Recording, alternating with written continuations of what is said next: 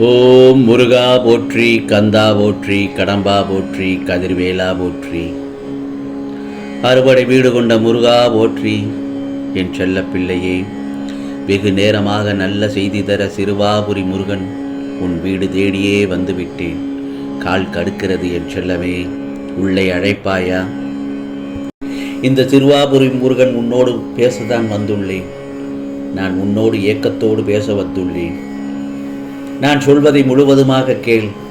நீ எல்லோரிடத்திலும் அன்பிற்காகவும் பாசத்திற்காகவும் நீ ஏங்குவதற்கு பதிலாக உன்னை தேடி வருவோர் உன் மதிப்பு புரிந்தவர் மீது மிகவும் அன்பு செலுத்து. இதை நான் பலமுறை உன்னிடம் கூறியிருக்கிறேன். இன்று அன்பாக இருக்கிறவர்கள் நாளைக்கும் அன்பாக இருப்பார்கள் என்று எதிர்பார்க்க வேண்டாம். ஏனென்றால் இந்த உலகத்தில் பலதரப்பட்ட மக்கள் இருக்கத்தான் செய்து கொண்டிருக்கிறார்கள். மனம் ஒரு குரங்கு என்று கூறுவது கூட அனுபவமான வார்த்தை தான். எப்போதும் எந்த உறவாக இருந்தாலும் நீ அளவோடு இருந்தால் இது போன்ற பாதிப்பு ஏற்படும் போது உன்னால் சமாளிக்க முடியும்.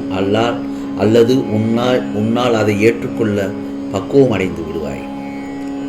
அதற்காக எல்லோரிடத்திலும் அன்பில்லாமல் வாழு என்று இந்த முருகப்பெருமான் சொல்லவில்லை. அதிகமான அன்பு வைக்க வேண்டாம் என்றுதான் கூறுகின்றேன். நீதான் நிதானமாக யோசித்து யார் நல்லவர்கள் என்று அறிந்து கொள்ள வேண்டும். இந்த கவலைகளை எல்லாம் மனதில் கொள்ளாமல் உன் லட்சியத்தை நோக்கி போய்கொண்டே இரு. அப்போதுதான் நீ எதற்கெல்லாம் வருத்தப்பட்டு கொண்டிருந்தாயோ அது நிச்சயமாக உன்னை தேடி வரும். அதுவரை நம்பிக்கை பொறுமையோடு இரு என் செல்லமே. சில சமயங்கள் என் செல்லப்பிள்ளை நீ எதற்கெடுத்தாலும் பயந்து கொண்டே இருக்கிறாய். காரணமே தெரியாமல் எந்த விஷயத்திற்கு பயப்படுகிறோம் என்று புரியாமல் பயந்து கொண்டிருக்கிறாய். பயத்தால் நீ உன்னையே காயப்படுத்தி கொண்டிருக்கிறாய். அதை நீ உணர்ந்தாயா? எல்லா உயிர்களுக்கும் பயம் இருக்கும். பயமில்லாமல் யாரும் இருக்க முடியாது. ஏன், ஒரு சிறு பறவைக்கு கூட பயம் இருக்கும். யாராவது நம்மளை பிடித்து விடுவார்களோ என்ற பயம் இருக்கும். ஆனால் அது எல்லா சமயத்திலும் பயந்து கொண்டே இருக்காது. ஆனால் என் செல்ல பிள்ளையான நீ எல்லா நேரத்திலும் எந்த ஒரு விஷயத்திற்கும் சின்ன ஒரு காரணமே இல்லாமல் ஏன் பயந்து கொண்டே இருக்கிறாய்? உன்னை பார்த்தால் சில நேரத்தில் எனக்கே பயமாக இருக்கிறது. ஏனென்றால் தேவையில்லாமல் குழம்பிக் கொண்டிருக்கிறாயே என்று. காரணத்துடன் பயப்பட வேண்டும். சில நேரங்களில் ஒரு சில காரணத்தால் அந்த விஷயத்திற்கு பயப்படுவாய். அந்த மாதிரியான நேரத்தில் காரணத்துடன் பயப்படு. ஆனால் காரணமே இல்லாமல் பயப்படுவது உன் மனதிற்கும் பயம் நல்லதில்லை, உன் உடம்பிற்கும் நல்லதில்லை. எந்த விஷயத்திற்கு பயப்படுகிறோம் என்று யோசனை செய். நீ நன்றாக யோசித்து பார்த்தால் நீ பயப்படும் அளவிற்கு அந்த விஷயத்தில் எதுவுமே இருந்திருக்காது. நான் சொல்வது புரிகிறதா என் செல்ல பிள்ளையே? இந்த முருகப்பெருமான் சொல்வது என்ன தெரியுமா? இரண்டு வேறுபாடுகள். கவலைப்படுவது வேறு, பயப்படுவது வேறு. நீ இப்போது படும் கஷ்டம் பயத்தினால்தான். ஆகவே வீணாக பயப்பட வேண்டாம். உன்னை சுற்றி எந்த ஒரு தீங்கும் நடப்பதில்லை. அப்படி எதுவும் நடக்கப் போவதும் இல்லை. உனக்கு ஒன்று தெரியுமா என் செல்ல பிள்ளையே? உனக்கே தெரியாமல் உன்னை ஒரு தெய்வம் சுற்றி கொண்டிருக்கிறது.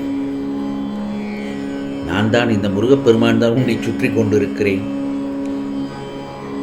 நான் இருக்கும்போது நீ எந்த விஷயத்திற்கும் பயப்படவும் கூடாது, கவலைப்படவும் கூடாது. நான் உன்னை காப்பதற்காகவே உன்னை சுற்றி கொண்டே இருக்கிறேன். என்னை மீறி எந்த தீங்கும் உன்னை நெருங்காது. ஏனென்றால் நான் உனக்கு பாதுகாப்பு வளையத்தை போட்டிருக்கிறேன். அந்த வளையத்தை தாண்டி உன்னை யாராலும் கிட்ட நெருங்கக்கூட முடியாது. என்னுடைய அனுமதியின்றி யாரும் உன்னை தொடக்கூட முடியாது. ஏனென்றால் என் செல்ல பிள்ளைகளை குடும்பத்தை நான் பாதுகாப்பு வளையத்தில் வைத்திருக்கிறேன். எதற்காகவும் பயப்படாதே, தைரியமாக செயல்படு. எல்லோருக்கும் பயந்து கொண்டு உன்னை நீயே காயப்படுத்திக் கொள்ள வேண்டாம் என்றுதான் நான் அடிக்கடி உன்னிடம் எச்சரிக்கை செய்கிறேன். நான் உன் கூட தானே இருக்கிறேன். தைரியமாக இரு. பயமின்றி செயல்பட போகும் என் செல்ல பிள்ளைக்கு நிச்சயமாக நல்லது ஒரு அற்புதம் நடக்கப் போகிறது. அந்த அற்புதத்தை கண்டு மகிழ்ச்சி அடைவாய், மனம் குளிர்வாய், துள்ளுவாய், புன்னகை கொள்வாய், ஆனந்த கண்ணீர் விடுவாய். பிறகு இந்த முருகப்பெருமானுக்கு நன்றியும் கூறுவாய். முருகா முருகா என்று கண்ணீர் மல்க ஆனந்தமாக துள்ளி குதித்து என் ஆலயத்திற்கு ஓடி வருவாய். அங்கு உனக்காக நான் காட்சி தருவதற்கு காத்து கொண்டிருக்கிறேன் என் செல்ல பிள்ளையே. வா, பயப்பட வேண்டாம். யாம் இருக்க பயம் ஏன்? வேலுண்டு வினையில்லை. தைரியமாக உனது காரியத்தை நோக்கி செயல்பட்டு கொண்டே இரு. நிச்சயம் அதில் வெற்றி கொடி நாட்டி விடுவாய். நான் எப்பொழுது உனக்கு ஒரு வாக்கு கொடுத்து விட்டாலோ அல்லது உன் வீடு தேடி வந்து விட்டாலோ அங்கு அன்னத்திற்கு குறைவு இருக்காது, செல்வத்திற்கு பஞ்சம் இருக்காது, அமைதியும் நிம்மதியும் வாழ்வில் பூத்து குலுங்கும். இல்லை என்ற சொற்களை இனி அவர்களிடம் இருக்காது, என் செல்ல பிள்ளைகளிடம் இருக்காது. அப்படித்தான் இன்று நான் உன் வீட்டிற்கு வந்து இந்த நல்ல செய்தியை தெரிவிக்க வந்தேன். நீ வெகு நேரமாக நல்ல செய்தி தர இந்த முருகனை வேண்டினாய் அல்லவா? இதோ இந்த முருகப்பெருமான் சிறுவாபுரி முருகன் உன் வீடு தேடியே வந்து விட்டேன். நல்ல விஷயத்தை சொல்வதற்காக உன் வாழ்வில் சோதனையை கொடுத்து பொறுமையை சோதிப்பேனே தவிர என்றும் என் செல்ல பிள்ளையாகிய உன்னை வேதனையில் வீழ்த்த மாட்டேன். அனைவராலும் புறக்கணிக்கப்பட்டு இப்போது ஏமாந்து நின்று கொண்டிருக்கிறாய், அப்படித்தானே? ஆகவே தேவையில்லாமல் மனதை போட்டு வருத்தி கொள்ள வேண்டாம். நீ உன் வாழ்க்கையில் தத்தளித்துக் கொண்டிருக்கிறாய் என்பதை நான் நன்கு அறிவேன். ஆனால் எந்த கஷ்டம் வந்தாலும் கவலைப்பட்டு விடாதே. உனக்கான மாற்றங்கள் நிச்சயமாக தோன்றும். பொறுத்திருந்து வார். நிச்சயமாக உனக்கானது ஒரு நல்லதொரு மாற்றம், நல்லதொரு திருப்பத்தை இந்த சிறுவாபுரி முருகன் ஏற்படுத்தி தருவேன். குற்றம் சொல்ல 1000 காரணங்கள் இருக்கலாம். ஆனால் மன்னிக்கவும் மறக்கவும் ஒரே காரணம்தான். அது என்ன தெரியுமா? அன்பு.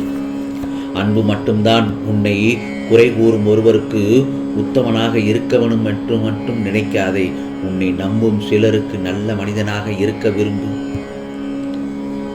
கடினமான இலக்கை நோக்கி பயணம் செய்யும் போது இடையில் சில நேரத்தில் என் செல்ல பிள்ளை நம்பிக்கை இழந்து நின்று விடுகிறாய். ஏன் செல்லமே? நீ எவ்வளவு தூரம் கடினமான பாதையை நீ கடந்து வந்திருக்கிறாய் என்று நீ சற்று திரும்பி பார்க்கும்போதுதான் இவ்வளவு தூரத்தை கடந்து வந்து விட்டோமா, இன்னும் கொஞ்சம் தூரம் தானே கடந்து விட்டால் வெற்றி அடைந்து விடலாம் என்ற நம்பிக்கை உனக்குள்ளே பிறக்கும். ஆம் செல்லமே, நம்பிக்கைதானே வாழ்க்கை. உனக்கானது பிறகு ஏன் கவலைப்படுகிறாய்? நிச்சயமாக நல்லது நடக்கும். இது சிறுவாபுரி முருகனின் அருள் வாக்கு, சத்திய வாக்கு. உன் வீடு தேடியே வந்து விட்டேன் அல்லவா? கவலைப்படாதே. உனக்கான நல்லதொரு செயல்களை செய்யத்தான் இந்த முருகப்பெருமான் உன் வீட்டில் வந்திருக்கிறேன். கவலைப்படாதே. நிச்சயம் எல்லாம் உனக்கானது எல்லாம் நல்லது நடக்கும். இது முருகனின் அருள் வாக்கு, சத்திய வாக்கு. ஓம் சரவண பவ, ஓம் சரவண பவ, ஓம் சரவண பவ.